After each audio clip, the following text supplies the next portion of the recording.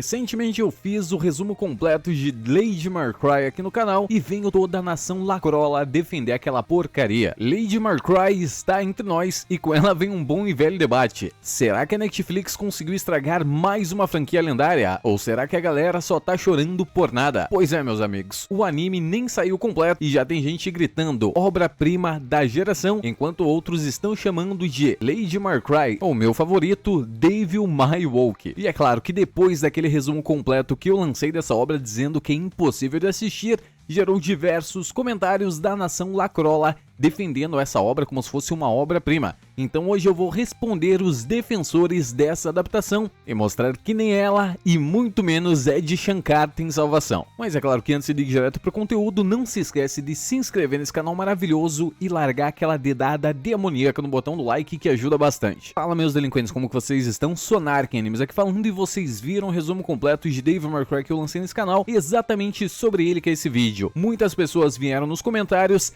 e acabaram defendendo tanto essa obra quanto o diretor Ed Shankar, e eu cheguei à conclusão que as pessoas aceitam absolutamente qualquer coisa. Sem mais enrolação, vamos direto pro primeiro comentário. Nosso menino delinquente Christian disse: "Tão chorando por causa de uma cena? Tomar no cu, a série é boa, pô." Olha, Christian, a série realmente ela tem seus pontos bons em relação à animação, mas quando você usa o contexto, o nome Devil May Cry, e manda aquilo pra quem gosta da série, pra quem gosta do anime, infelizmente se torna uma coisa horrível. Então esse argumento de é só uma cena não funciona muito bem, porque a série é inteira defeituosa, desde o primeiro capítulo até o último. A gente vê no primeiro capítulo Dante levando uma bolsada e caindo no chão como se fosse uma pessoa qualquer. O próximo comentário é do canal MR2. Qual foi? Eu gostei do anime, nunca tinha visto nada de Devil May Cry até esse anime. Isso me introduziu à franquia e, sendo bem sincero, eu gostei muito. Este é o problema das más adaptações feitas pela Netflix, é porque elas atingem um público que nunca conheceu a obra original e nunca chegou perto de conteúdo nenhum relacionado a Devil May Cry. Aí eles acabam gostando dessa adaptação, o que não seria um problema, é claro, se ele já tivesse jogado os outros jogos e tivesse acompanhado as outras mídias, porque sinceramente, se ele chegar em Devil May Cry agora, provavelmente ele não vai gostar dos jogos por causa dessa série. Então esse é o problema destas adaptações coloridinhas. Indo pro meu comentário favorito, que foi do Eco 1235. Imagina chorar por ter uma personagem feminina tendo destaque. Tem que ser muito cabaço e insuportável para falar que o Dante perdeu o protagonismo, sendo que ele só teve uma divisão de tela. Veja isso aqui rapidinho.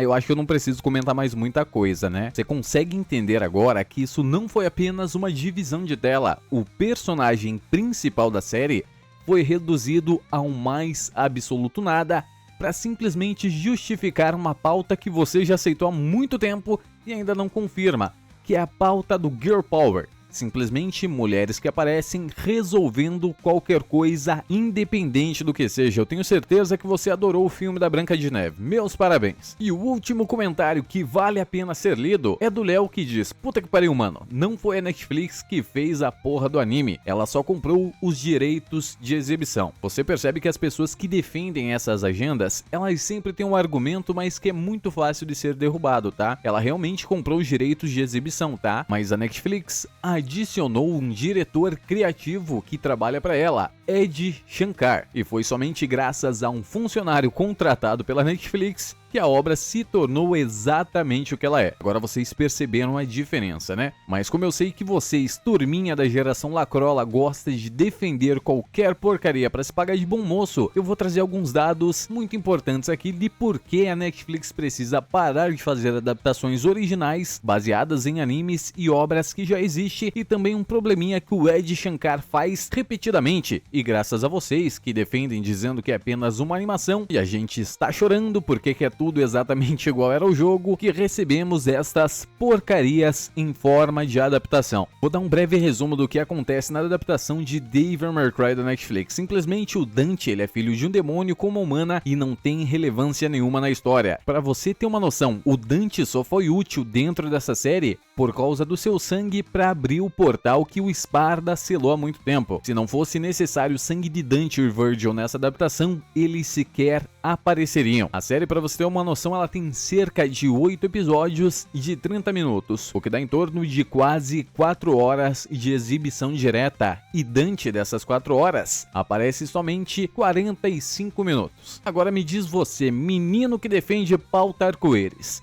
você viu o trailer da Netflix? Você viu qual foi o personagem que apareceu no trailer? Dante, o que era para ser o verdadeiro protagonista da obra e simplesmente foi trocado pela Lady. E o problema realmente não é ele ter sido trocado, o problema é como ele foi trocado. Porque o personagem, ele tem uma fraqueza abezetacil. A mulher simplesmente derrota o cara com uma agulha 2 vezes no anime. E no final ele é preso e congelado, exatamente igual ao Capitão América. Não podemos esquecer também da cena que ele é simplesmente parado por um tiro na perna. Tá achando que isso é pouco? Tá? Escuta isso aqui. Lady consegue matar qualquer demônio com apenas um único tiro. E em uma das únicas batalhas que era pro Dante ter destaque, que é na batalha contra Agni Rudra, após matar o Agni, Rudra despenca no avião junto com Dante e cai no mesmo exato prédio que o Deus Ex Machina Lady está, e antes do Dante ser morto, simplesmente Rudra recebe um único tiro na cabeça e morre. A personagem mais fodona do mundo dos animes, Lady Marcry. E se você reparar, esse feito que ela tem com a relevância que ela tem nos jogos é completamente ridículo, porque nos jogos de Devil May Cry, Lady não tem feitos relevantes, além, é claro, de ter dado um tiro na cabeça do pai dela. E depois vocês reclamam, é claro, da adaptação do ano de 2007. Mas eu sei que você, meu lacrolinha de estimação, não tá convencido ainda. Então vou te provar dessa vez que a Netflix precisa parar de fazer adaptações originais em cima de obras já realizadas. O desastre começou em 2017 com a adaptação de Death Note. Pegaram Light, que era o personagem mais inteligente da história, e transformaram num completo inútil. E trocaram também todos os atores por atores americanos, substituindo totalmente aquela história de inclusão que vocês tanto pregam. Depois tivemos Cowboy Bebop, que foi lançado em 2021 e foi cancelado após a sua primeira temporada. A obra simplesmente ignorou a obra que tinha no passado e inseriu algumas pautas muito interessantezinhas, o que acabou desgostando os fãs. E a gente então nunca mais vai ter Cowboy Bebop graças a essa porcaria. Não tá convencido ainda? A gente teve Cavaleiros do Zodíaco em 2019, também produzido pela Netflix, onde o Shun simplesmente virou uma mulher. Vocês conhecem a adaptação reversa, onde eles pegam um personagem que dava a entender que era homossexual, ao menos para as pessoas que viam ele pela coloração rosa do seu traje. Tinha muito disso naquela época, não vão mentir, tá? Porque todo mundo aqui achava que o Shun era gay só porque ele usava rosa. Aí depois disso, eles simplesmente trocaram um personagem por uma mulher. Se transformasse o Shun em gay, não teria tanta comoção, gente. A gente ia falar, eu sempre soube. Em 2020, tivemos Dragon Dogmas, que foi uma adaptação muito fraca e não foi útil pra nada. Em 2022, tivemos Springan, o anime, que foi a mesma coisa que comer uma sopa de chuchu. Esquecível, eu tenho certeza que nenhum de vocês lembram aqui. Tivemos também Bastard em 2022, uma animação que exagerou no fanservice, exagerou na violência, exagerou no amor e exagerou na roupa das personagens também, tá? Toda hora a gente via alguma coisinha. E por último, o anime que também foi dirigido por Adi Shankar, simplesmente Castlevania Nocturne. Pra você ter uma noção, nessa porcaria dessa obra, Adi Shankar simplesmente colocou uma cena onde Alucard dorme com 2 pessoas. O problema não está em ele dormir com 2 pessoas, tá? No caso, um homem e uma mulher ao mesmo tempo. O problema tá que essas 2 pessoas são irmãos. Você percebe o quão doente deve ser a pessoa para simplesmente incluir uma cena dessa? E também, é claro, a gente teve uma substituição, uma troca de raça na personagem Annette, onde ela era branca de olhos azuis e foi substituída por uma personagem negra. Sabe o que é complicado nessas substituições? É que eles pegam personagens originais para fazer isso. Quando eu assisti Castlevania, parecia que eu tava num comício do PSOL. Toda hora a personagem Annette aparecia salvando todo mundo com seu discurso e constantemente vomitando pautas pra tudo que é lado. E é aí que a gente entra em um impasse, porque tanto o Castlevania quanto o Devil May Cry tiveram a direção desse mesmo diretor, Adi Shankar, e foram completamente horríveis. A gente não consegue mais definir se é culpa da Netflix ou simplesmente dos diretores que ela escolhe que decidem introduzir essas pautas que não agregam em nada na vida de ninguém nessas obras, tá? E se você quiser saber um pouquinho mais de Ed Shankar, ele fez essas pérolas aqui, tá? Em 2022, ele lançou uma série chamada Os Guardiões da Justiça, uma série que misturava live action e animação. Parecia uma viagem de ácido aquilo lá. Ele criou essa série falando que seria uma sátira ao mundo dos super-heróis. Foi uma sátira completamente mal executada e desrespeitosa. E vamos ser sinceros, que ninguém entendeu o roteiro daquilo lá. Ele também idealizou o filme Dredd, que teve uma das piores bilheterias de todos os tempos, acabou se tornando um filme cult depois, e logo após esse trabalho do filme Dredd, ele começou a lançar pequenos curtas dentro do YouTube que são completamente esquecíveis. Ele fazia uns curtas mais sombrios dos Power Rangers. Então, meus pequenos lacrolinhas, não tem defesa para Ed Shankar e muito menos para Netflix.